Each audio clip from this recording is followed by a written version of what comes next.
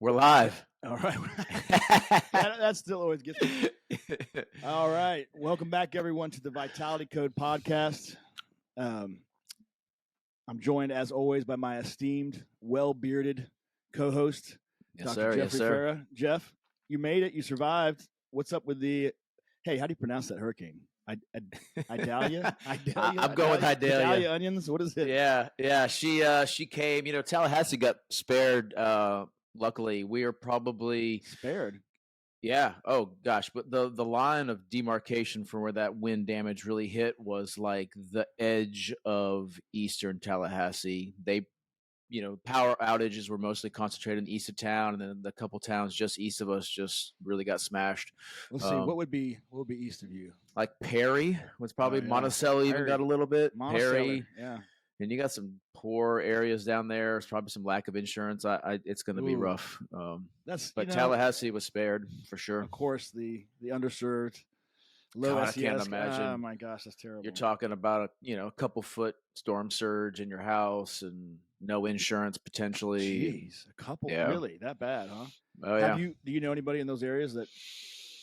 I know a few people I've checked in, and so far everyone, no loss of life that I know of from my circle, and no significant.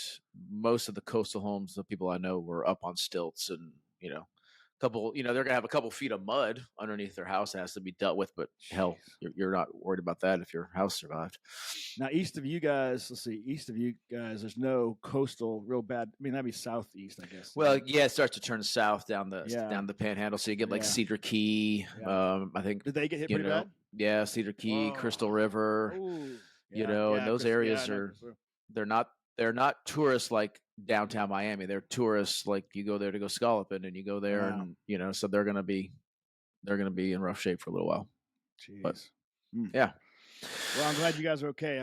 So we're good, man. We're here. I wore a little vintage Tallahassee shirt for you. I'm sure you recognize the Sing store. That was the bomb. So everybody, this is an interesting fact. I don't even know if you remember this, Jeff. So we came from everywhere, right? But we came from our final move growing up was to Tallahassee, and we were driving in from Illinois, I think at the time, and we ride with no furniture. We didn't come from Illinois, Jason. Massachusetts to Illinois, Florida. Yeah, but there was an in between, my friend. Remember I don't. You don't remember that? Back to Illinois? Yeah, and that was for a summer. It was the weirdest thing ever. Oh gosh, I must have blocked that. I was actually talking to Morgan about that just the other day. Yeah, you blocked that out. And I don't blame you. It was strange times, my friend. Strange times. And so we got into Tallahassee to begin our new life, our new journey, and we had no furniture, but we did have a Sing. We did have the Sing gas just station down the street. Yeah, so the first meal was potato wedges, man. Those awesome potato wedges, and you can't be introduced to Florida any better than that. Y'all wonder why Florida's so weird. That's why. But Sing, that was the man. Are there any Sings left? No, point? They've all changed to Circle K's. Oh, the old Circle K. Circle K. Man. That's the way of the world. So last time we were on, you asked me about the dreaded cardiovascular disease, which it's not to make light. That's a real deal. It's one of the, if not the number one killer. Number one. Yeah, number one. But it might. I mean, I think your big question back then was, what role does testosterone play? And I think I wanted to back it up maybe one level further. The cliche of a 30,000 foot view. I started thinking about that. And that is definitely one of the concerns I hear from my patients. Is this cardiovascularly safe? My primary told me this. My cardiologist told me that. But as I started to think about that question, I wanted to go one step further. And I was introduced to medicine I was a nurse for you. And so I was introduced to medicine from a point of view where testosterone was not denigrated. Testosterone was not viewed poorly. Because one of my first nursing jobs outside the hospital was working with you. So it was a positive light, and you were prescribing it, managing it. And I see patients and I see these positives, but that's probably not the view or not the experience of most people. So in a broader view, and not that you'll know the exact answer to this, but in your opinion, being longer in the allopathic, why do you think testosterone is viewed in an ill light? Why do you think it's denigrated in the medical community maybe in the broader sense before we dive into specifically cardiovascular. Do you have any thoughts on that? Yeah, that's a good question. I've wondered myself for a long time, what is it about, why is this such a hot button issue? Why? I mean, I think it's complex, and I think there's societal issues that broadly affect, like all things in life. But two of the main drivers seem to be the observation, I guess the link between, or the perceived link between prostate cancer, insofar as it was observed that in androgen deprivation therapy, ADT, people with prostate carcinoma could have,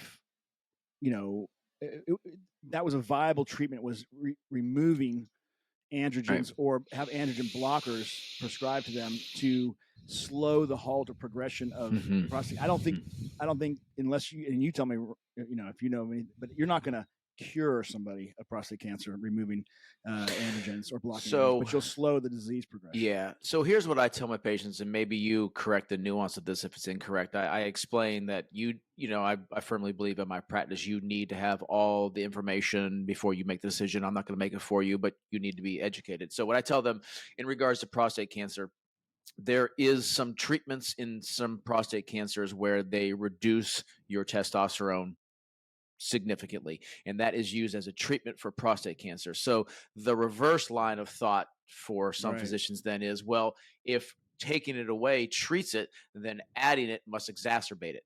And A plus B doesn't always work in the reverse. And so I say that's how I kind of explain it to patients. Is that maybe an accurate way of explaining that? Absolutely. And it's,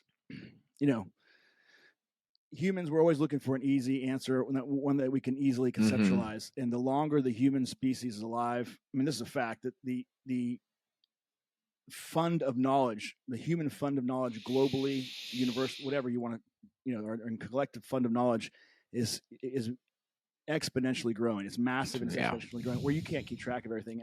And it's hard for any one person to know everything, obviously. And so, obviously our brain's going to look for the path of least resistance and the easiest answer, but it just turns out it's not always true. It makes sense logically. If A equals B, and maybe C equals, or the reverse. I'm getting confused even saying it, but it's just not true. Because in my mind, it's use that same line of thinking, the logic, then that must mean that people with diagnosis of prostate cancer universally have outrageously high testosterone, right? Correct. No, doesn't happen. Not true. Those people actually usually have lower testosterone on average. And so there was that. Now is prostate carcinoma, and I'm no urologist, but in general, there, and again, I'm not a specialist, but in general, you can think of prostate cancer as being androgen sensitive, and the reduction of something to which it's sensitive that could stimulate growth could help somebody with prostate cancer potentially live longer or halt the spread or progression of their disease process.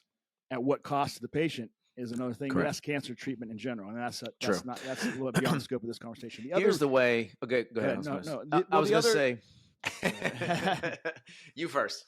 Well, I was just going to say that the other thing that I think is the cause of this perceived negative light of testosterone therapy is case reports in the literature of sudden cardiac death in people abusing and using synthetic anabolic steroids, or other, and having other medical complications. But that to me, and so that creates a hot button issue that brings in the massive societal ramifications. You start to bring in overtones of the big baseball controversies and performance enhancing drugs. And now you've totally obscured the potential therapeutic uses and benefits of this compound with something that somebody decided to do outside the realm of a medical prescribed regimen, doses that are not fundamentally sound, and compounds that are not even therapeutic,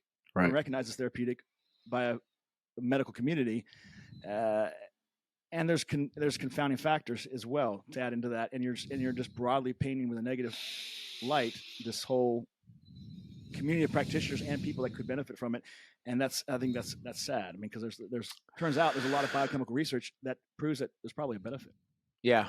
To go back onto your prostate cancer, the last one of the ways I try to sort of make it make sense for patients, because I think we are dealing with that sort of tidal wave of information that patients have at their hands, and now they're confused. I mean, they come in with tons of information, but they're just as confused as before.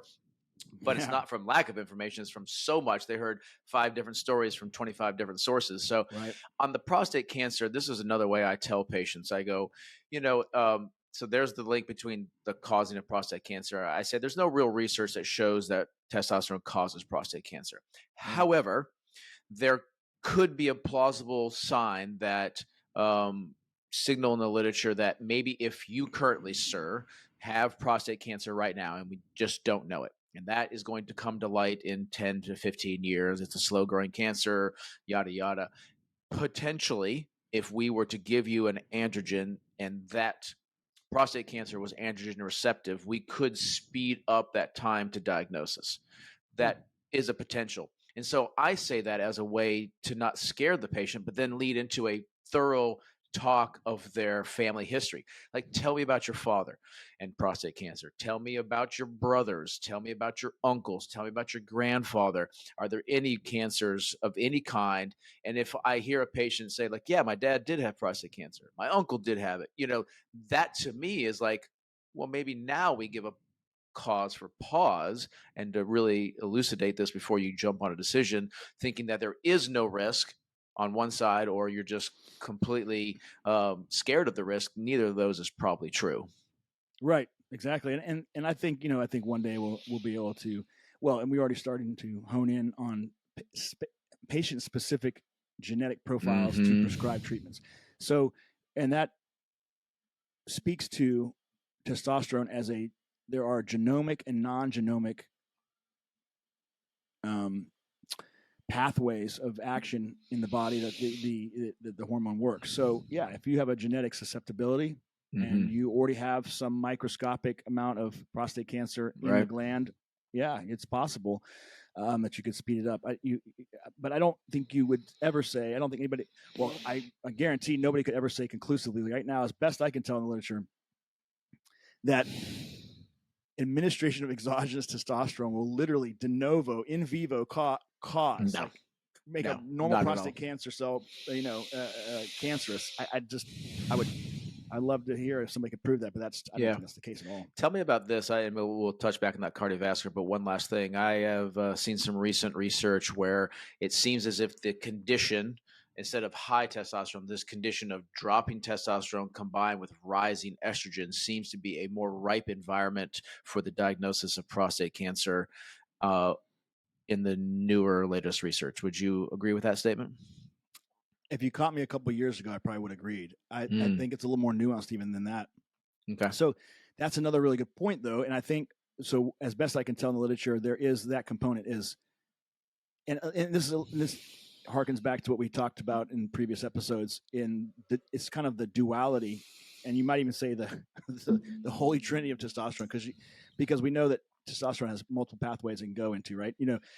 Via aromatase into estrogen, so that's the source of your estrogen. Via 5-alpha reductase into dihydrotestosterone, so there's that pathway. So those would be the 3 in the trinity.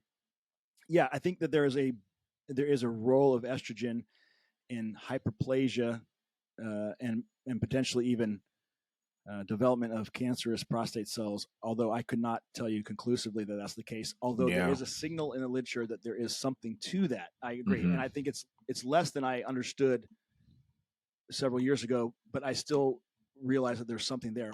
What I've now also realized too is that, for instance, benign prostatic hyperplasia and potentially neoplastic states in general in the body, there's a lot of inflammation, right? Inflammation and aging component that come together, and the role of metabolic dysregulation, specifically like diabetes. And there's definitely a link to BPH and diabetes. So what role is that? And then what role is at play in prostate cancer, if any? I think there's probably a role in there, at least to my eye, or my viewing of the literature. There's a signal, and that was something new to me too.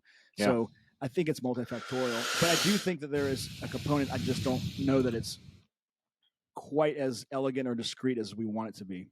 Yeah, it never is, unfortunately. It never is, but there's a role, and that's just to know that there's a signal in the literature helps me understand that, okay, it's not as simple as removing testosterone slows the growth of prostate cancer. Therefore, exogenous testosterone administration must induce cancer formation in the prostate. I mean, it just doesn't exist, you know? Yeah. Yeah. I still tell patients, we're still going to monitor these symptoms. We're going to still check your PSA levels. I tell you, I don't know to what degree, but I feel like for a certain demographic of males, when they're under my care on testosterone replacement therapy, I see them do much more labs, have a better pulse of their overall health than their other doctors, not because it's the doctor's fault, but because sometimes they just don't go. And so I end up, by virtue managing, so to speak, these other conditions. Hey, your blood pressure is up. You need to go talk to your primary. Hey, did you know your PSA jumped? You had prostatitis. I find these things are much more common. And I'm like, are you not checking these things? Because I'm interacting with these guys on a much more consistent basis over time because of the testosterone replacement. Oh, absolutely. And that's interesting, right? This halo effect of testosterone therapy. If it's something that the guy is interested in, and usually they're very interested in their sexual performance, their metabolic function, their aesthetic, their mood, all the benefits that they can derive from it. So they're going to be really dialed into this, and it's an end around to get them involved in their overall health, which, by the way, is probably a bigger determinant of cardiovascular health and risk for cancer in the first place. Hey, your blood pressure is 150/90 in your initial exam. We're not starting testosterone. Have you ever been to the doctor? Oh, I've had high blood pressure my whole life. Okay. I hear that one a lot, as if like that's an excuse. I'm like, well, that's actually worse. So now you've been under pressure for longer. I said, so you're going to go call your primary. You're going to get this fixed, or you're going to find a primary, get this corrected, or we're going to find the cause, or we're going to work together before we start TRT. So I find that much more than the opposite being true. Right. And it's kind of funny you say, but again, just to reiterate, we're not starting therapy until this gets. Okay.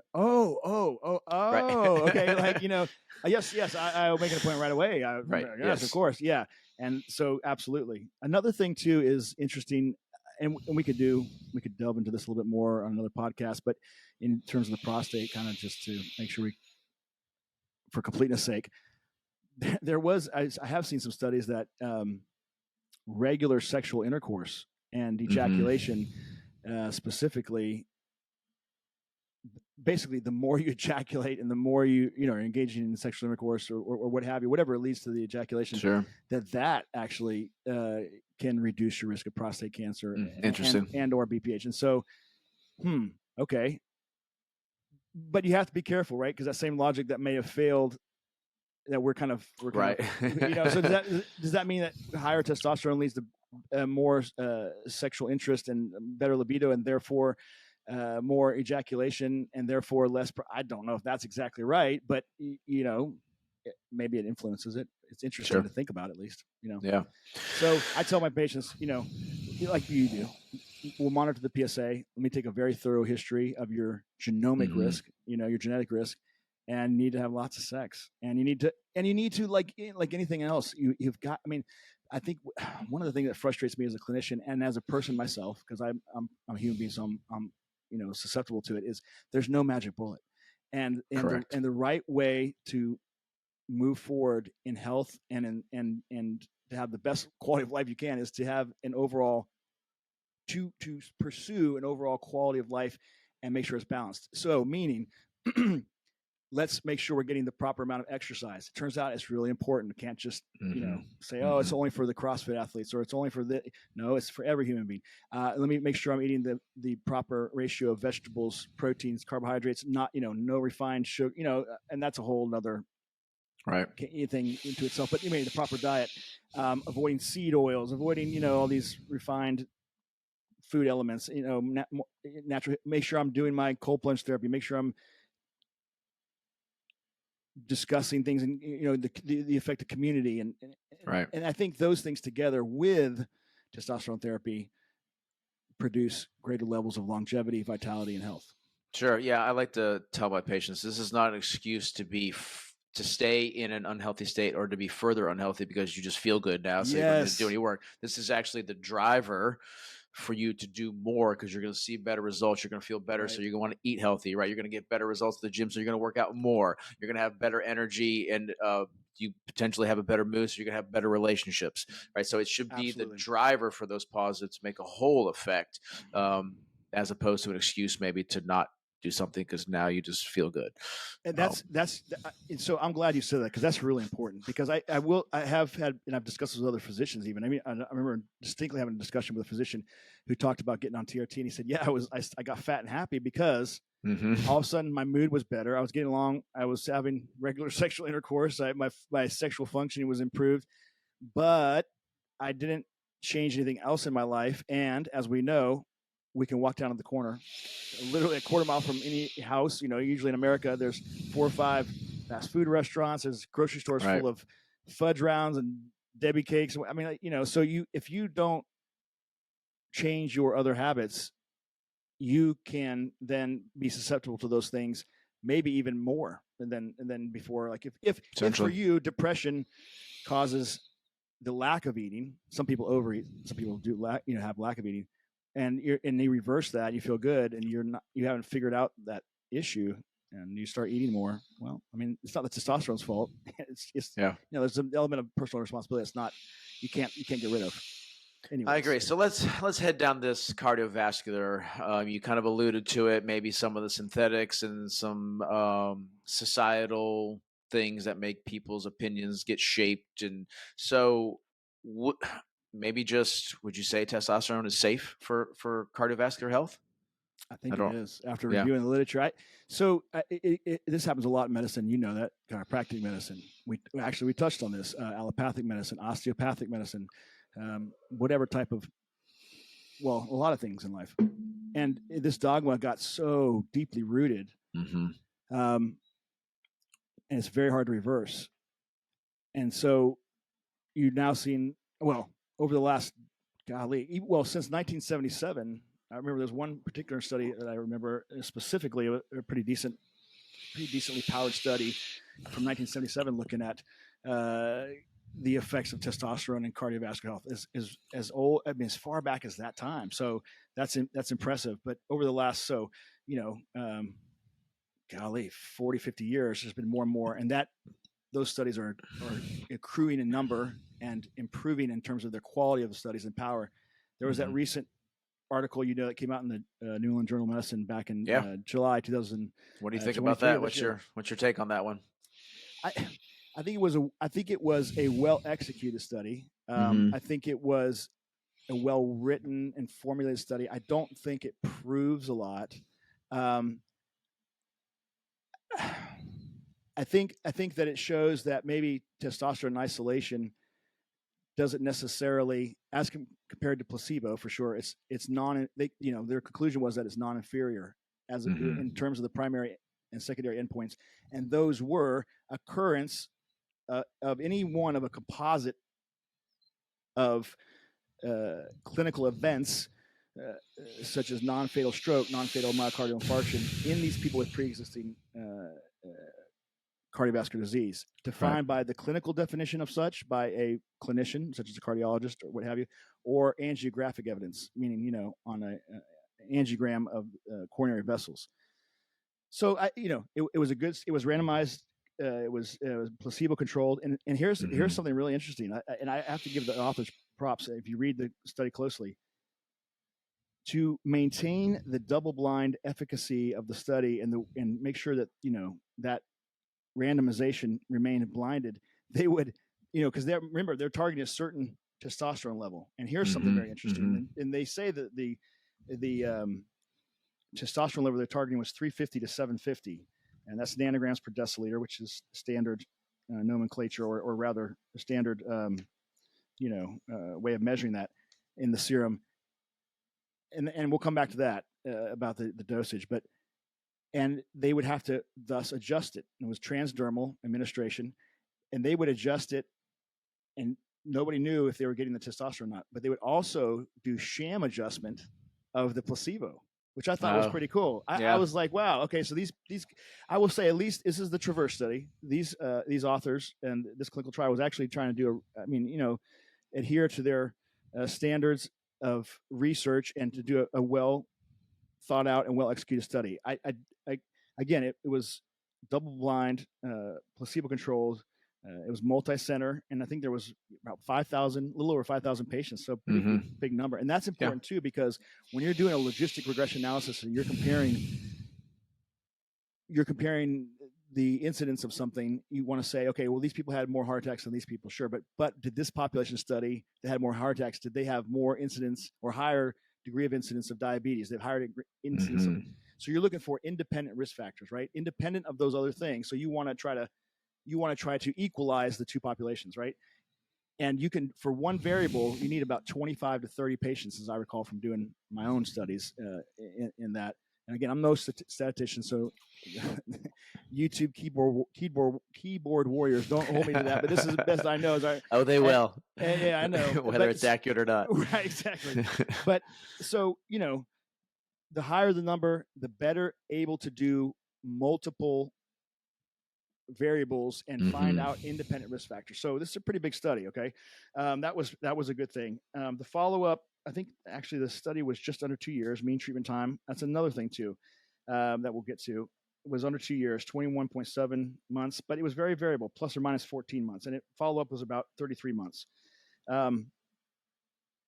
Turns out when you look at the biochemical research, to affect patients, and this is pretty fascinating, it turns out you probably need higher doses of testosterone to affect these changes in vascular reactivity, vascular inflammation, and the formation or the regression or stabilization of atheromas in the blood vessel wall.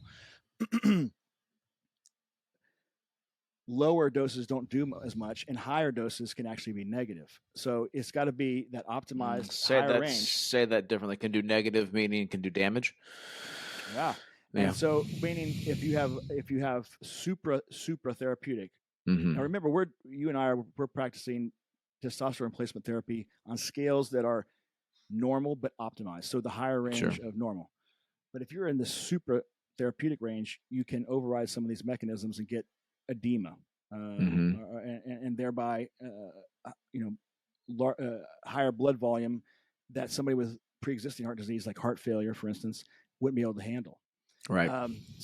But nonetheless, at the end of the study, they found that that testosterone replacement therapy was non-inferior as compared to a placebo. So it was less. Was no more likely, basically, to produce a cardiovascular event than placebo. Again, it was a non-inferiority study. So you usually are trying to compare one drug to another drug of like the standard of care drug. And this was against a placebo. So it was a little strange in that sense.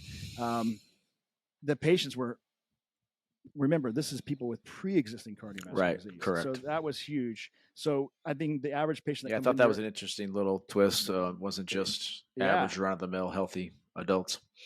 Right. And I'm looking at the study right now. I mean, we're talking body mass index is 35. Mean obese. Body mass index. Yeah. Obese patients. People that had were smokers. 20% of them were smokers. They all had 90% had dyslipidemia. 95% had hypertension. Wow. 70% had diabetes. 16. It's a pretty unhealthy population. Really unhealthy population. Yeah, because those are overlapping, right? If 70% had one and 90%, that's high blood pressure, diabetes, and a whatever percentage. That's probably 50% had both. Right. That's a really good point. That's interesting. That's a very interesting point. So I think even for people with, this was cool because it was a clinical study. It was done this year. It was well powered, well designed, and well executed. I don't know that you can't say it's conclusive, but I could safely say to my patients, testosterone is no more risky for you in your disease state than a placebo would be. Well, let me, just this past week, I got 2 patient stories to tell you. So both cardiovascular related. First patient, cardiomyopathy, 55-year-old male, What kind of cardiomyopathy do you know? I have to go look, and I don't have his patient chart with me. Told him, I said, here's the research, here's laid it all out. I have no qualms with you doing testosterone. I think as taking a prudent patient, I don't think you should take one person's advice on any of this. I think you should, if you have a good relationship with your cardiologist, I think you should run it by him. Am I going to require that? No, probably not, but I do think you should. He said, okay, I like that idea. So I went by, and I got a report back from the cardiologist saying he's good to go on testosterone replacement therapy. Oh, really? Yeah. So that's a progressive, to me, that's more of a progressive, decision on the cardiologist. I'm impressed by that. And then juxtapose that with another one. I had a patient call me and say, hey, I had 2 weeks ago, I ended up with 2 clots, one in both lungs. The specialist told me I need to get off all testosterone because that was probably a driving factor in that clot formation. And so my response to that was, well, I don't know if that to be true. Let me go back and look at your labs. Let me see where you are. Let's dive into this. But nonetheless, you shouldn't ignore the direct advice of your specialist if you trust that specialist. If you feel that is the best advice for you, then we need to do that. Here's the way we'll come off of it. And so that was just interesting. Just this week, both those patients presented to my office. And so do you have any thoughts on the blood clots? Yeah. Can I call next? Can I get in on that? Yeah, sure. I want to get in on that because you're gonna get me on a soapbox, man. This is one of my pet peeves.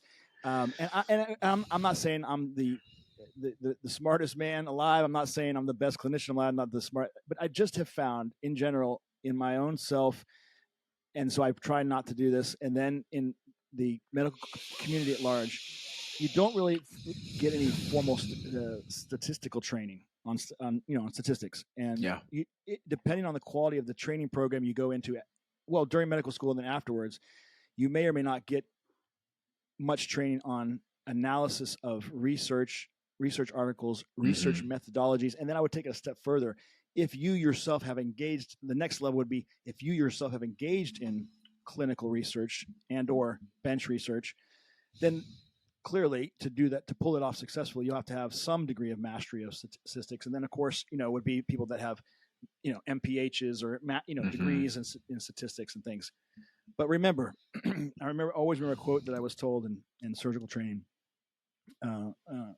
by some of the folks there that were excellent researchers. They did a lot of high quality research at this big tertiary center, Wake Forest, obviously. And it was, and this is, a well-known, quote, there's lies, there's damn lies, and then worst of all, there's statistics, right? Right. So it's all in how you frame it. But let's take the first patient. So he had a cardiomyopathy. We don't know if this is ischemic cardiomyopathy or what some kind of viral cardiomyopathy. But nonetheless, the heart was sick and not functioning like it should be. Do you know, was he on diuretics and having heart failure? I don't have no heart failure. This was a prior incident. He had since it was not actively being treated, just being monitored. Okay, so let's take let me look at it this way. There's a lot of, now, as you'll agree, there's a big divide classically between bench research, biochemical research, or what I would call, and you would call, in vitro, meaning in a test tube research, or in a lab, versus in vivo, how it really interacts with the human body. So you can take component A, mix it with component B in a known solution of sodium chloride, for instance, and then observe the reaction, right? Testosterone in blood. But then you put that same thing in a body with a zillion biochemical and cellular pathways, and who knows what's going to happen, right? So it makes it really tough to say. But there's a really interesting body of research out of the UK. I have to look at my notes here. It's the Robert Hague Center for Diabetes and Endocrinology at the Barnsley Hospital. Very fascinating, body of research. It's the Department of Human Metabolism. It's the medical school there at the University of Sheffield, and they are looking at testosterone as its role in disease and health. and its role as an effector of the vascular beds in the human body. So turns out, and we've talked about this years ago, that if you in the acute setting put pump testosterone into a coronary vessel, intracoronary infusion of testosterone in the acute setting, you'll see vasodilatation. Mm-hmm. And again, I don't want to conflate this with causality, and I don't want to make this. It's just an interesting observation, basically, right? We don't want to be guilty of the same things that we were talking about earlier, but sure. If you compare that to a heart attack, now that's a very complex thing, right? But basically, an obstruction of a coronary vessel, obstructive coronary artery disease, and you have a diseased coronary vessel that the inner lining of the coronary vessel, the endothelium, has atheromatous disease that's extensive. It has become stenotic or narrowed. Mm-hmm. You have dysregulation of vascular inflammation, dysregulation of vascular responsivity to flow dynamics that are altered in response to that stenosis, in response to that. So, what we're talking about, not to get too complex, but is laminar flow within pipes, in this case, the coronary vessels. And that gets completely dysregulated and altered in the case of hardening of the arteries, or plaque formation in the mm-hmm. aorta or in the coronary vessels, and that leads to further dysregulation on the endothelium. You might have one of those atheromatous vessels get hardened, quote unquote, crack, and then the response to that is to form a clot, right? The response to injury is to form a clot, and then that in an aortostenosed coronary vessel that will further obstruct it, and you have a heart attack because of lack of blood flow to the heart. So that's the setting we're looking at. In the biochemical research spanning over the last 20, 30 years, well-designed biochemical research, animal studies, and even some human studies, we find that testosterone improves peripheral vascular resistance in the case of your cardiomyopathy patient. Mm-hmm. It's and the way that the heart and the blood vessels interact. So you have this aortic,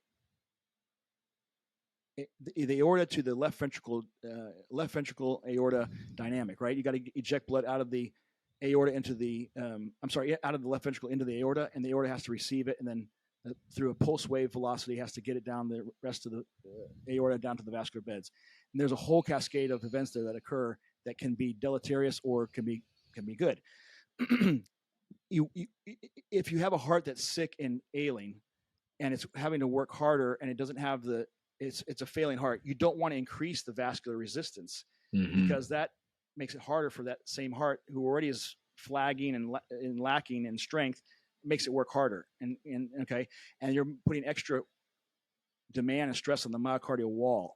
So in ischemic cardiomyopathy, for instance, you have impaired vascular reactivity to nitric oxide and different intermediators, and you're asking it to work harder. It has the lessened ability to bring in more blood flow in the face of that strain. So what we do instead is we say, okay, let's reduce the workload on the heart by giving the patient medications that reduce the resistance to flow in the downstream vessels. Right. Guess what testosterone does in animal models, and it does that naturally. It decreases vascular resistance. So in the cardiomyopathy patients, people are now thinking that this is going to be a therapeutic use in these. Net positive. Yeah, it's very interesting. Also increases coronary artery vasodilatation, so increases blood flow, much like, mm-hmm. and most notably in patients who have those chronic diseases. Right. And turns out that the longer they're on it, the better the effect. Turns out also that the higher the dose within the range of normal leads to a better outcome. Meaning lower doses, like if you had somebody that came in at a 200 testosterone nanograms per deciliter, and you got them to a 300 or 400, it's not going to really do that much if the animal models and the molecular models, the in vitro models, can be believed to be true, and I believe they can. Those lower doses don't do as well as the getting up to the 700, 800, 900 levels. I thought that was interesting. So, yeah, that is. So you're gonna decrease endothelial dysfunction, which is important for overall coronary heart health. You're gonna increase the way your body reacts to stress is very important, and it also says something to the health of your overall health. And that you know this as in your medical practice model, right? And in the years of doing CrossFit and kinesiology, and you know that you can predict somebody's what test. Okay, so somebody walked in the door. Give me an example. Give us an example. If somebody walked in the door and you wanted to assess their overall health, and you could pick from 5 different, like a one-time squat or 3 burpees or how many burpees they could do, what would you test? What would you use to test them and try to figure out the overall health? Or how much on the bike? What's it called? The bike where Echo bike. Yeah, the Echo bike. That's a good question. Are you talking about a fitness test specifically? Yeah, just say just say what their baseline level of fitness is that very day they walk in. I mean, I think most common things are like VO2 max. That if you were looking at research-based ones, there's good data on the VO2 max. Not very applicable for small. But you don't clinics. have a VO2 max. I was gonna say not very applicable. It's great for research, not very applicable. You have things like lactate threshold, which are good for workload testing, but again, not very applicable. You're most. Smart. I got that. You're smart. tell for just the basic layman audience, what would you? I mean, make them do 10 push-ups. Make them do. I mean. So we actually are in the process of collecting some of that data. And I know some people like Peter at TIA also have that with like some grip strength tests and bar hang tests. We do, we're sort of trying to figure a little bit of that out because there's a dearth of knowledge. And so we have a couple 1-minute tests that we do. Okay. So there is some good data on push-ups. And push-ups on overall your number of push-ups and your overall health, and specifically cardiovascular disease. And then we are also looking at squats and 1 minute max squats, air squats. We're collecting a little bit of data on burpees, which is. So I was just guessing. So I was in the right vein. And we're just trying to see if there is any correlation. The other thing that we haven't really delved into, but some of my teams we're trying to theorize is there a correlation between the amount that you can deadlift and your cardiovascular health or your lipid levels or your diabetes levels?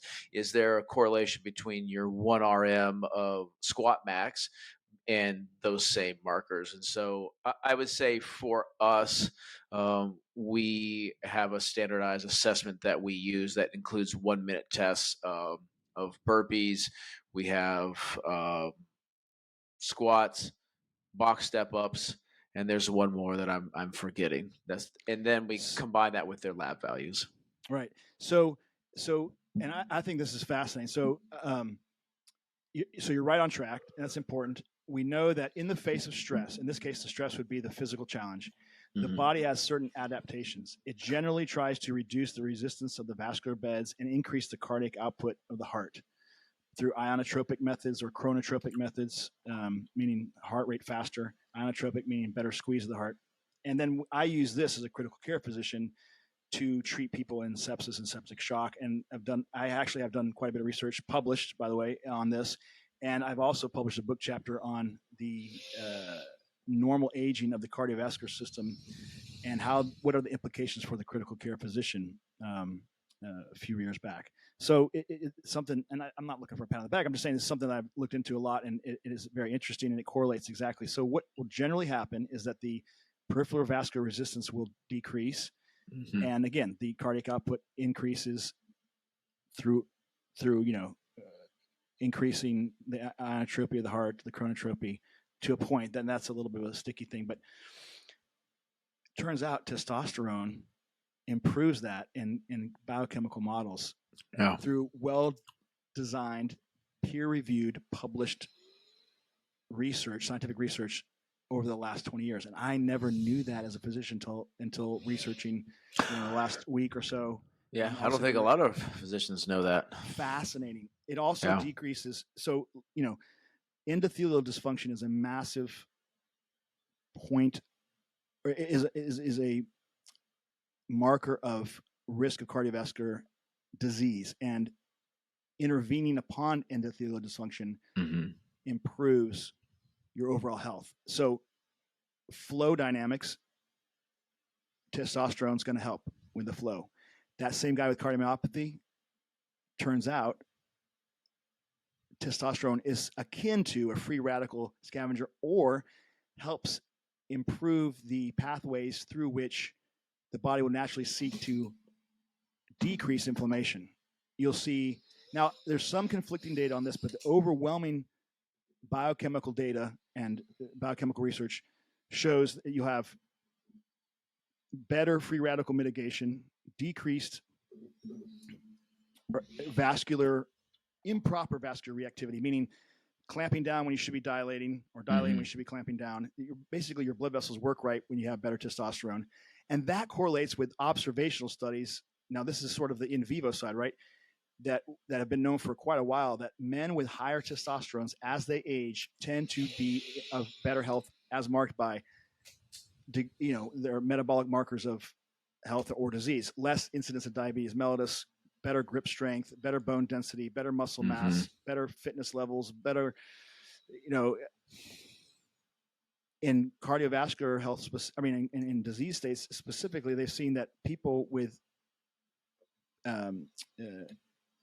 chronic stable angina have less incidence of anginal events and chest pain with testosterone administration. It's just amazing. Let me ask you a question real quick. This just came to me suddenly. And I want to see what your opinion is. So a lot of what we've talked about are these testosterone studies in males and cardiovascular health, testosterone replacement. Is it safe? A study of 5,000 males with angina, males with cardiovascular events. Cardiovascular disease is still the number one killer for men and women. Yeah. Do you know of any studies? Go ahead. Number one of women when they get to a certain age, right? Gotcha. But do you know of any studies on testosterone usage in females in cardiovascular? That's less well known to me, but they do exist. And maybe there's some bias towards them not to do the studies. It's probably. So your question was the effects of testosterone in cardiovascular disease as it relates to women, to a female population. Yeah. Well, yeah. I would say the data is not as robust, but it exists. And the signal or the trend is that it's very much beneficial. Yeah. And that's important because as women age, they, just like men, they have hormone depletion. And that includes loss of testosterone. Sure. And certainly loss of estrogen and progesterone. So as you get to ovarian failure, you're getting estrogen loss. Testosterone loss actually precedes estrogen loss. Precedes it, yep. Yeah, and precedes it rather, excuse me. And then the progesterone. And then you're left with relying on circulating androgens excreted by the adrenal gland, and again, it's just, I don't know why it seems like some parts of the medical community seem to kind of relegate this stuff to, I don't know if they're not interested. They don't, but it matters. What I mean by that is there's a population in the medical community that would say androgens are androgens and estrogens are estrogens. And, so the research shows that's not the case, that these androgens. Are you alluding to the fact that maybe the association of testosterone in females is just not thought of and just not used and not talked about? Is that what you're saying? I'm bumping up against that concept. Yeah. And kind of intersecting with it. And so, they have circulating androgens from the adrenals. Well, DHEA and androstenedione, are those going to be useful to the older female patient?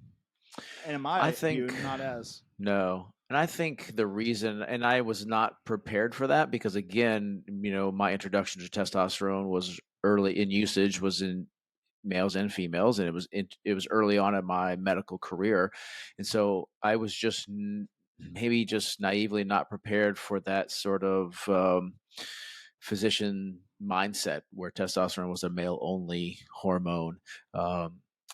And I think my assessment, and maybe I'm correct or not, but I think my assessment is that it's a societal thing, right? So women were historically viewed in more of an estrogen role, obviously important for sexual differentiation, but testosterone is still the main hormone over the life of a female. And I think societally speaking, like when I talk to women about it, it just seems as if their physicians maybe don't give credit to the need of a woman to have drive, to have libido, the need of a woman to have um, mood regulation through anything other than estrogen, the need for a woman to have maybe some of these things that are considered more male dominant traits but are just as important for a female. Energy, drive, libido, those are all important for females as well. Oh, absolutely. And I think you're absolutely right. I mean, ask one thing that has always stood out to me. So, golly, it's an older book now at this point, but I don't know. It was probably 10, 15 years ago. Well, about 10 years ago or less. I don't know. Anyway, there's a book entitled The Secret Female Hormone by Kathy Maupin, Maupin. Kathy Maupin, I don't even know if I'm pronouncing it right, but she is a board certified OBGYN physician and got into hormone replacement therapy, bioidentical hormone replacement therapy specifically. And she talks a lot about that from the perspective of a female. Oh, interesting. It was really cool to hear that. And it was exactly what you said. And if you think about it, when women really know their hormones are deficient is not when their libido is somewhat reduced, because I think they're, or her theory, and it makes sense.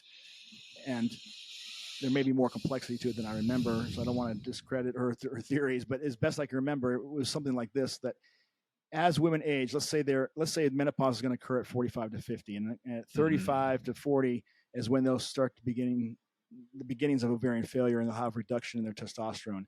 And they might see it in terms of energy and reduction, less energy and less libido. But what else is occurring around that time, right? Well, the kids, right? They may have had their kids. Sure. The kids are now younger and busy, and life is busy, and you can begin to attribute the lack of those things due to external factors, which play a role, but you can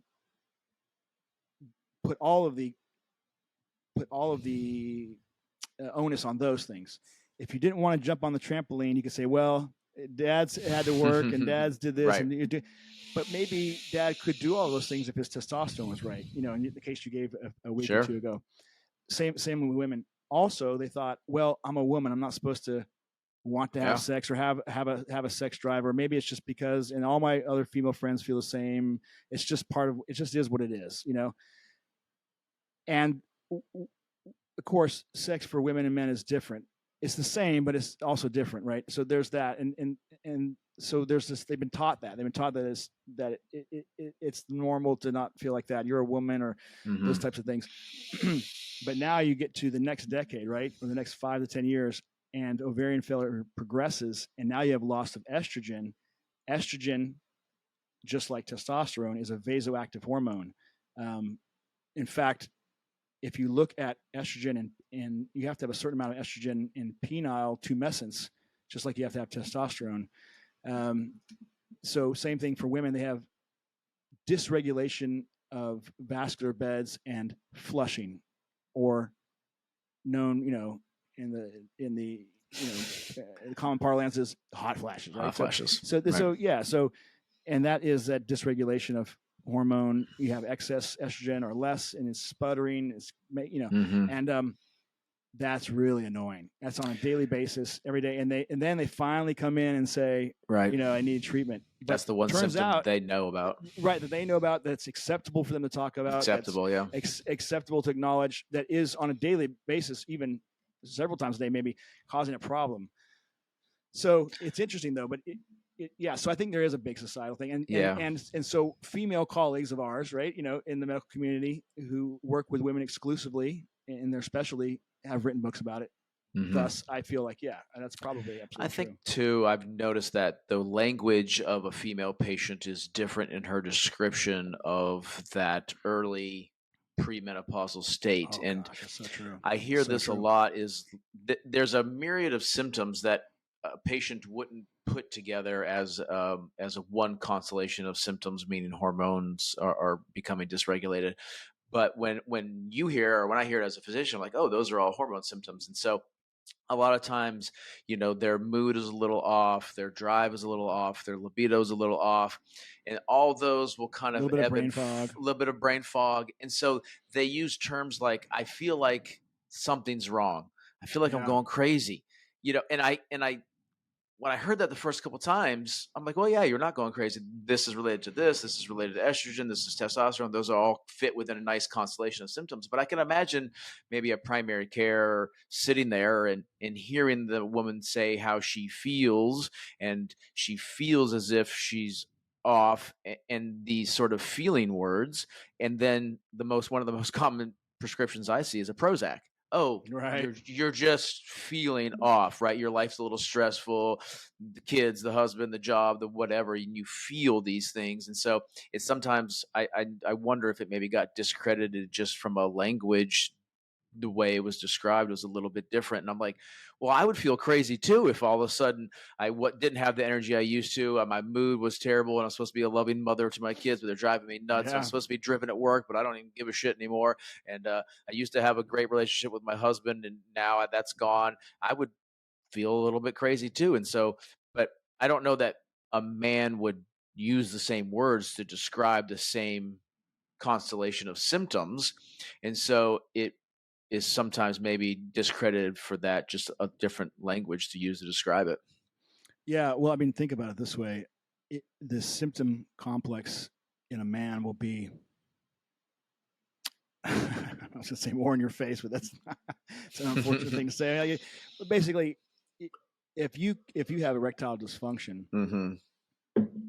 and you can't have penetrative intercourse, I mean, that's going to be. I mean, that's a hard and fast, or just an What's obvious your choice of clinical. words there, Doc? I know. Here I go. I was just talking about that. Wow, man, I'm on a roll. I'm on a roll. You walked right into that one. Yeah, not soft and slow. Yeah. so, but I mean, that's a real physiologic, anatomic, everything entity that you can point to.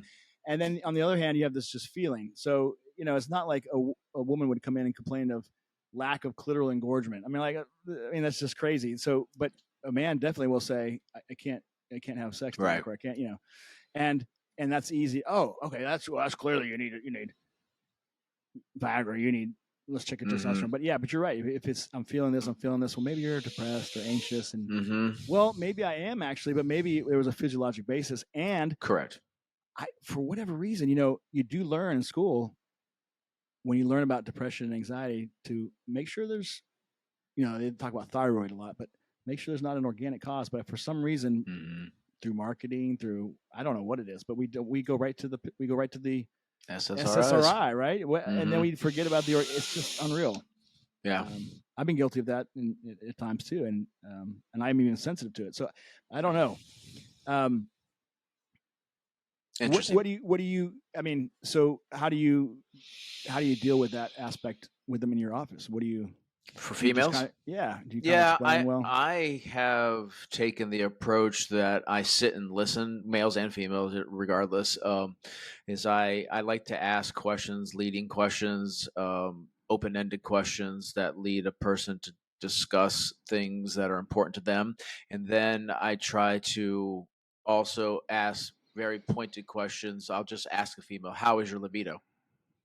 Just in the first couple of times, the woman was like, I don't know. What do you mean? I'm like, well, how is your libido for you? And one of the common things I heard a lot was like, oh, my partner or my husband thinks it should be higher. I said, okay, that's cool. But your husband's not here and your husband's not my patient. I'm not particularly interested in this person that I don't know right now. I'm interested in your libido, how it is for you. And so I've started to change my language around that. Like, how is your libido for you? Is it where you want it to be? Oh, that's a good point. Yeah. Not that they shouldn't have a relational aspect, but I think that's again it goes back to those good. societal ties. It's like, oh, my husband says it should be higher. Interesting little tidbit about some random person that I don't know that plays a role in your life, but he's not my patient. And if he was here, it would be important. But how is your libido for you? Yeah. And then I also ask it this way. I say, how is your libido compared to as you remember it? Because a lot of times I think there's like, well, I've had kids and I'm busy, and so it's supposed to be low. Yes.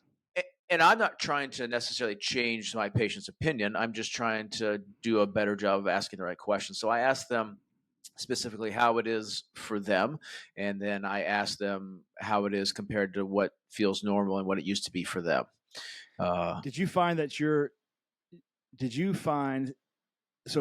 that was something you developed over time, right? Correct. Yes. So were you frustrated, or did you notice initially that it was harder to talk to them or extract from them the symptoms that they may be feeling? And them, I mean, women? No, not necessarily. The thing I noticed is that they were unprepared maybe, or weren't ready for me to ask those questions, because it was more than one patient at the beginning. Like, no one's ever asked me that question. And I was like, oh, well, I'm sorry, or sure, well, I'm asking it now. So what do you think? Let's talk about it. I think it's also like in a non-judgmental way. I'm not interested. I tell my patients, I'm not interested in your libido being high, medium, or low. It's only a problem if it's not where it should be for you, and it's only a problem if it's not where it used to be and where it is used to how your partner, right? So if you're both low naturally, you're both medium naturally, you're both high, those are fine. But if yours used to be high and his used to be high and now yours is dropping, that can create a problem. It can create a problem in the relationship. It can create a problem for you personally. So I'm just trying to find that out so I can best lead you to the right questions so you can find the right answer for yourself. I'm not saying you're low, you should be high. I'm just trying to find out what's best for you as a patient. And so I think being open-ended and non-judgmental is the way I've approached that.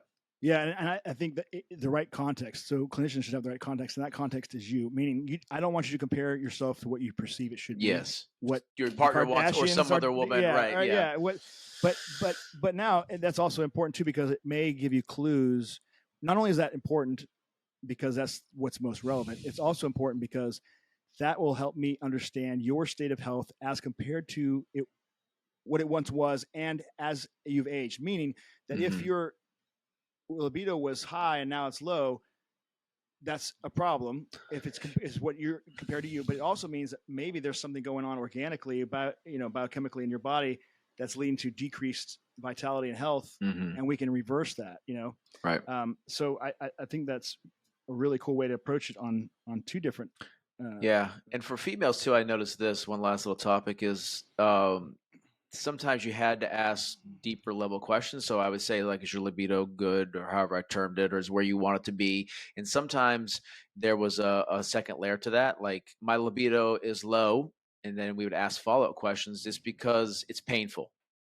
Well, right. It's not low because the drive is low. It's low because no desire. Yeah, I have desire, but this is terrible, man. It's but not what I want it to be. Yeah. It's fine on the drive side, but mechanistically it's painful. Well, that's a different side of it. So it was a much more, it seemed to be a little more, correct. Yeah, it seemed to be more complex than it would be asking a man.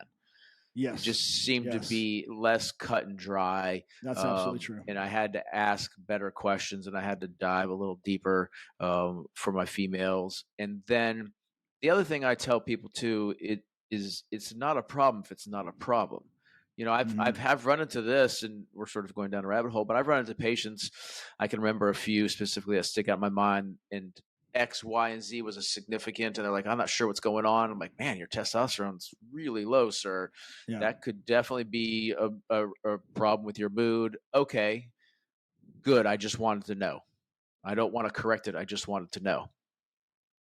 I've had that. Yeah. And I remember thinking, like, you should do this. Why? Yeah. And then I had to stop myself and like, no. That's what I would want for me. Right. And it's not my job to make that decision for you. Right. If you were just looking for the information and that was where you wanted to stop and you wanted to see if that was a role, okay. So that was a different one for me. But I had to, and to tie that back for females, I'm like, it's not a problem because your husband says it's a problem or your partner says it's a problem. I need to find out if it's a problem for you. Right. So don't make it a problem unless it is a problem. Yeah. Yeah, I mean, I agree. It gets complex, and you have to be nuanced, and you have to be discerning. I would say, just to switch gears a tiny bit, in terms of your patient with the blood clots, just to kind of come full circle. Yeah. I couldn't tell you that based on the research of the biochemical in vitro studies, while there might be case reports, those are not conclusive. And determining causality, there's no research that currently exists that I can tell you that links exogenous testosterone administration to being a independent risk factor for developing clots. I would say that, like we talked about last time, estrogen is. So, you'd have to know. Plus, was this the first time event for this patient? It was a first-time event. I told him what you just told me about the research as I understood it.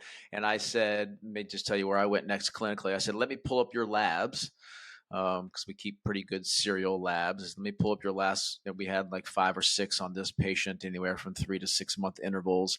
And I said, let me just make sure you weren't the things I wanted to look for. Let me make sure. And I told him, let me make sure your estrogen was well controlled. And let me make sure your hemoglobin hematocrit weren't excessive. Right.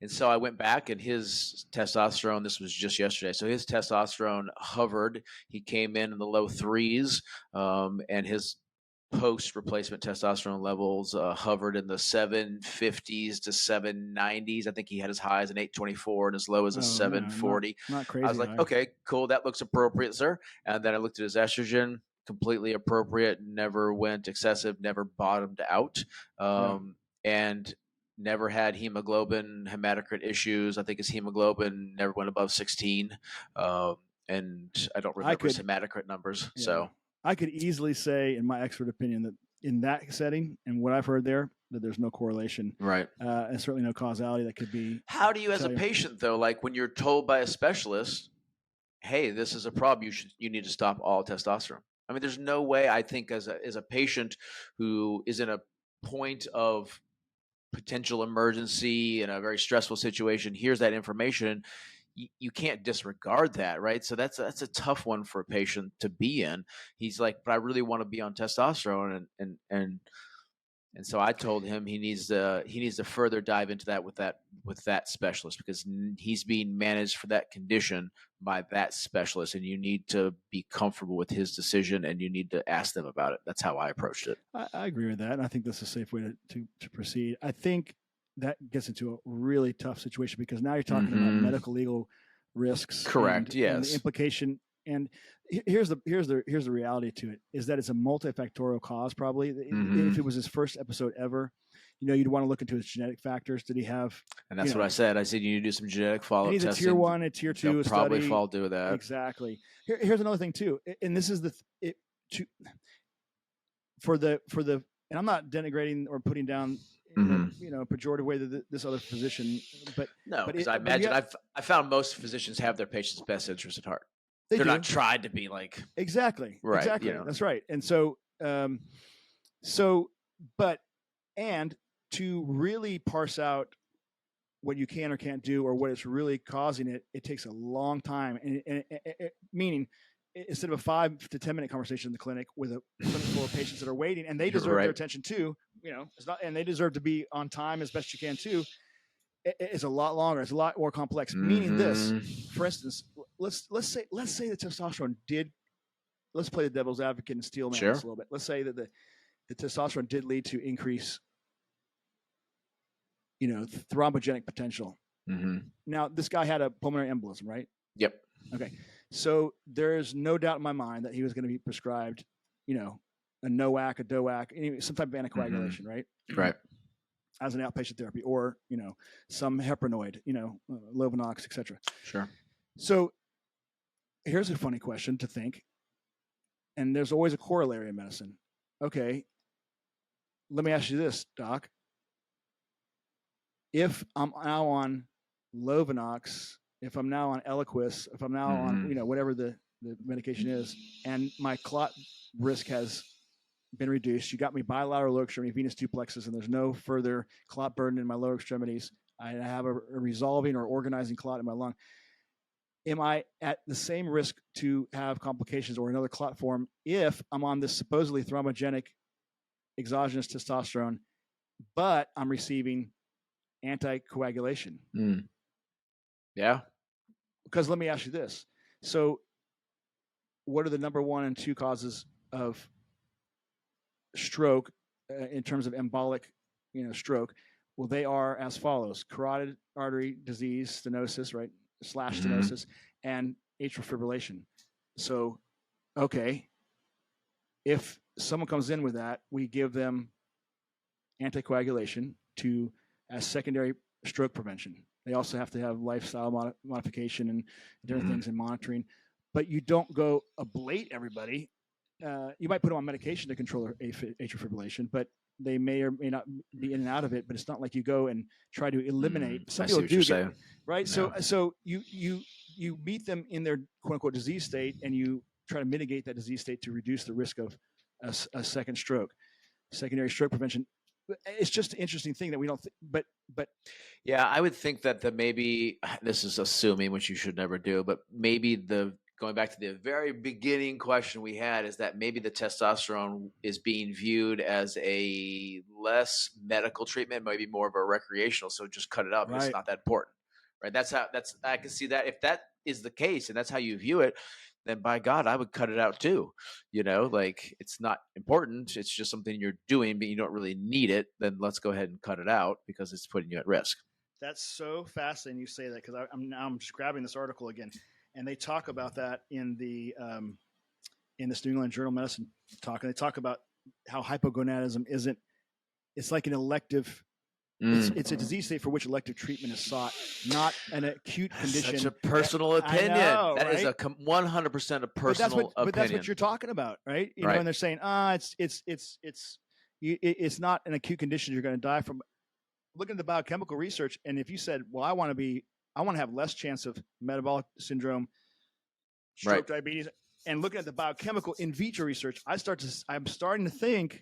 I'm pretty convinced at this point, looking at the research, and it's not conclusive. I know it's not, but it's dang sure compelling that, wait a second, hold on.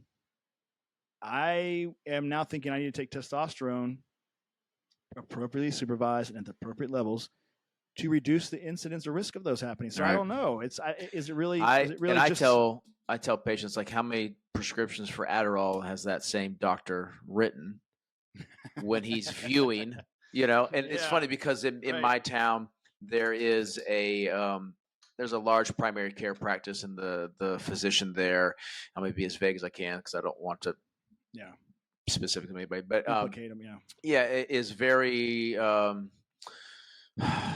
not anti-testosterone, but won't prescribe it. Right. In the face of clear evidence, I've seen levels below 200, just won't write the scripts. Right. But recently, because it just didn't, the thing I heard consistently from patients, never talked to the individual, was you just don't need it. And I don't know what that even means, but that's what I heard from more than one patient. But then recently just opened up a weight loss clinic where they were giving semaglutide injections on a cash practice. And I'm like, so this is just you're more comfortable societally, socially with whatever this is. These are not medical decisions that you're making right now. You are just putting your personal opinion, which is damn near impossible. But I try to actively guard against that every time. Like the most common thing I get from patients is, "What would you do?" And I go, I'm not you. I don't know how serious this is. I don't know how you feel. I don't know what this impact this has on your life. I don't know what the juxtaposition to feeling this way for a long period of time or raising your testosterone levels and feeling better. I don't know what that gap represents for you as benefit. I can tell you what it means for me, but I'm not you. And so I really try to take my personal opinion. And I think a big chunk of what physicians who speak negatively about the testosterone replacement is a personal opinion based on some societal or previous medical bias that they had that's unfounded. Because the overwhelming massive amount of information is so hard to get through, discern, and to relate to a patient in a short amount of time, and in a busy practice and a busy life, because all humans are busy, in today's age. I would answer that question like this. I agree. I have always said exactly what you said, but I think over the last years, I've started to say, what would you do if it was you? And I say, it's not so much, I agree. I don't want to say it for them because they need to make their own decision, but I would say something like this. I would address that question so what would I do? I would address that question in the way that I think those questions should be addressed. And they should be addressed as follows. With the 3-part, and you've talked about this, let's look at the clinical experience through the eyes of a trusted physician and somebody knows the literature. You take personal responsibility and look at the literature, or at least discuss the literature and try to understand as best as you can. Sure. And should try to be as comprehensive as you can, and ask of the people that with whom you talk that are supposed experts how comprehensive they're being, where they're getting their information from. And then so the evidence-based literature, the clinical-based empiric experiential data, and then your best assessment as a person, looking at all the risks and all the benefits to carefully and thoughtfully weigh this out. Don't just accept it because I said so, and don't just reject it because someone else said so. Look at why they're saying it, ask them why they're saying it, look at the literature, try to understand as best you can, be thorough, and then move forward. And that's the best that I think you can do, right? I mean, yeah, I think having the style of practice that I have, where I have a level of relationship with most of my patients that's probably better or more facilitated than a standard medical practice. I don't want to say it's better, but it's just, it allows for it better in my setup, that I have this personal ownness that is different than just being solely research based, right? I tell patients, I'm looking at the research. Here's what the research says. I'm looking at my experience as a clinician. That's the other side. And then I'm looking at what you need as a patient. Right. And where those all three intersect that's our decision that's best. Yeah, that Venn diagram, and right? The research might pull it a little bit out, and you're like, man, the research is overwhelmingly says that you should not do this, or you should do this, so it pushes it in there. The patient and say, maybe I think you should do this, and the research says you should do this. I always tell a patient, if you don't want to do it or you don't find it of value, then we're not doing it, right? That one is a trump card to me. It should be the patient's decision in that, and I'm not here to make that decision for you. Right. But yeah, it's been interesting to sort of see those societal things as it relates to testosterone. So yeah, and so I think that you are creating. I mean, I'm a little biased. You're my brother, and I happen to think you're the bee's knees. You're a pretty swell guy, but I mean, I think what you're doing, and I'm talking as a clinician who's been doing this for a long time, and been frustrated sometimes with not being able to have a better connection with patients or affect change, especially. I think that you're on to something with your model of care in Tallahassee and that paradigm shift that you are propagating. I know others in the country are doing that too. And so I like to hear that. And I think that there's absolutely benefit and value there and truth to those statements. And then just in conclusion, I don't. Here's something interesting. The way I approach testosterone and cardiovascular safety, and also its role in health and disease, is this. It can be summed up in this experience that I have a lot.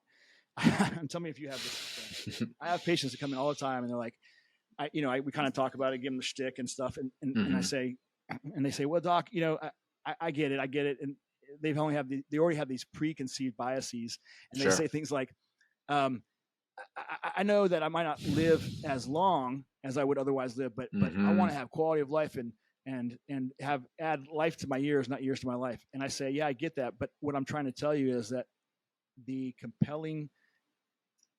scientific literature in published peer-reviewed format is compelling enough for me to feel now that you can do both with testosterone therapy. I think so.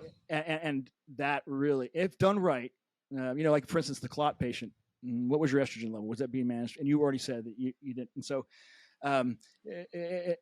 someone that's going to be, who knows it, has good clinical experience in it, not just as an aside, but really lives it, breathes it, does it all the time, like you do in Tallahassee, and is very experienced, and someone that looks at the literature, someone that's going to listen to you, then I think you're going to get both benefits. So is testosterone beneficial? Yeah. Is it safe?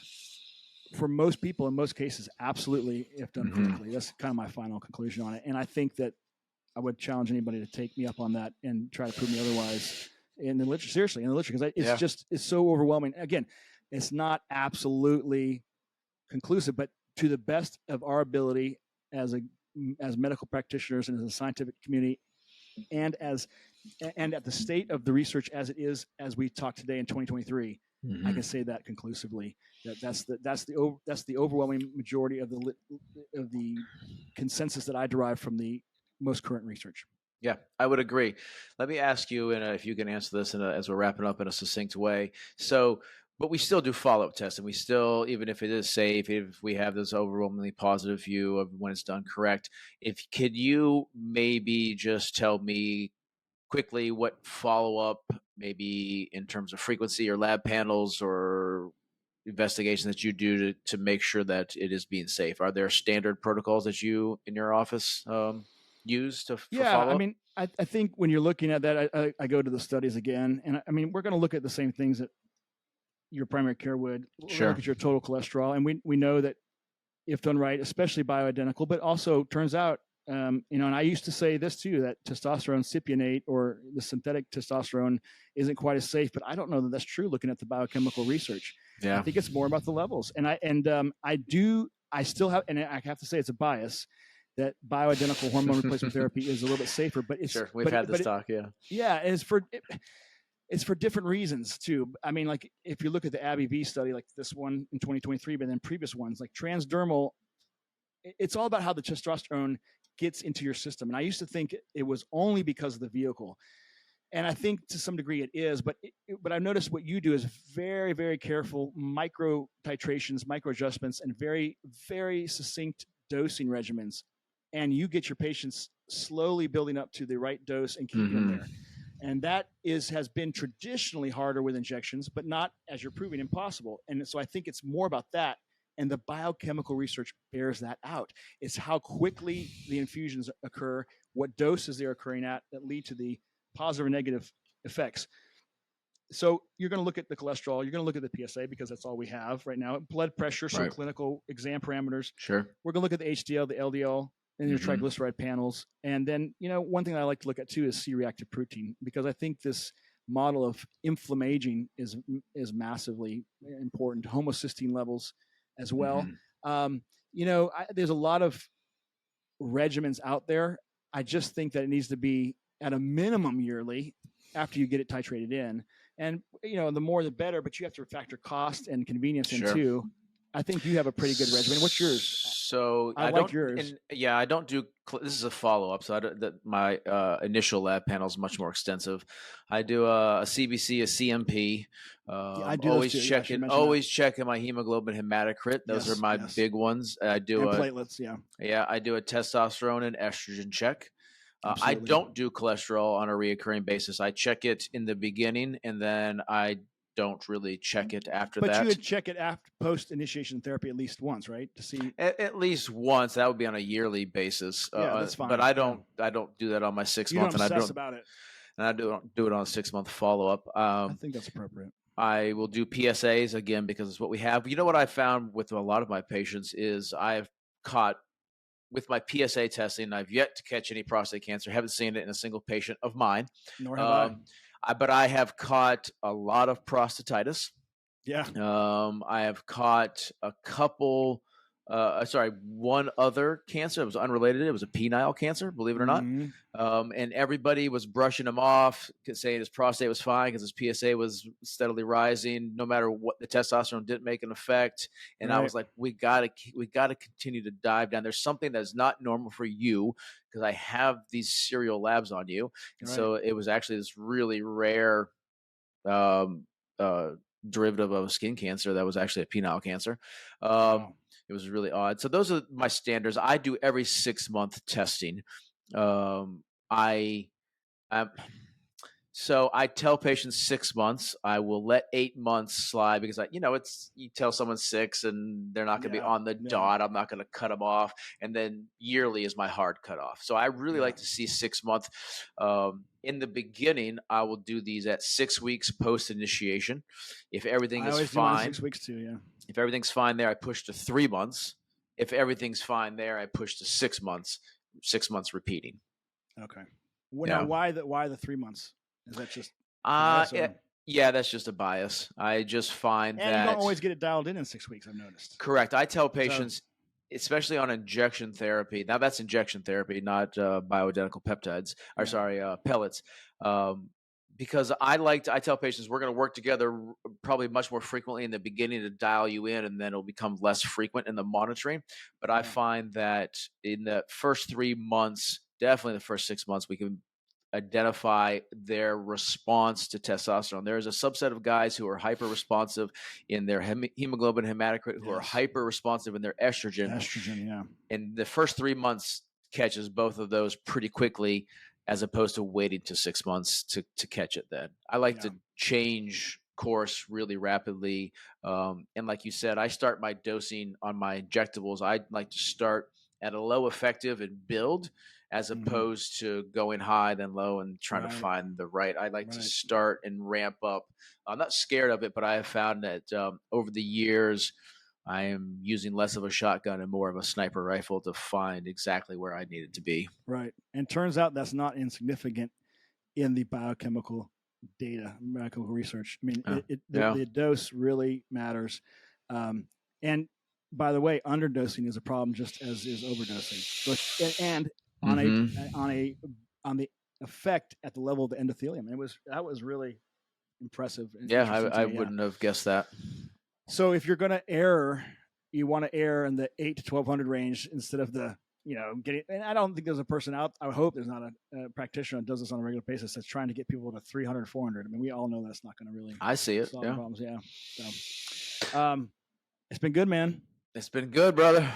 As always, informational. I think upcoming episodes, let's continue this trend. Let's look at testosterone and health and disease, because there's more than just cardiovascular disease. And then, let's look into some of the other modalities that you're doing at the clinic and how those can help you. As we know, the code to better vitality, and we'll play on the podcast name, is not just testosterone. Obviously. Oh no, not at all. It's the entire package. So. Yep. I want to hear more about what you guys are doing over in Tallahassee, because I see a lot of good things coming out of that clinic. Sounds great, Doc. Good to see you. Stay safe. Stay out of the rain. Yes, I got some yard. I'm glad you guys are okay. Got some trees that are down. See you later. All right, Doc. See you. Okay, bye.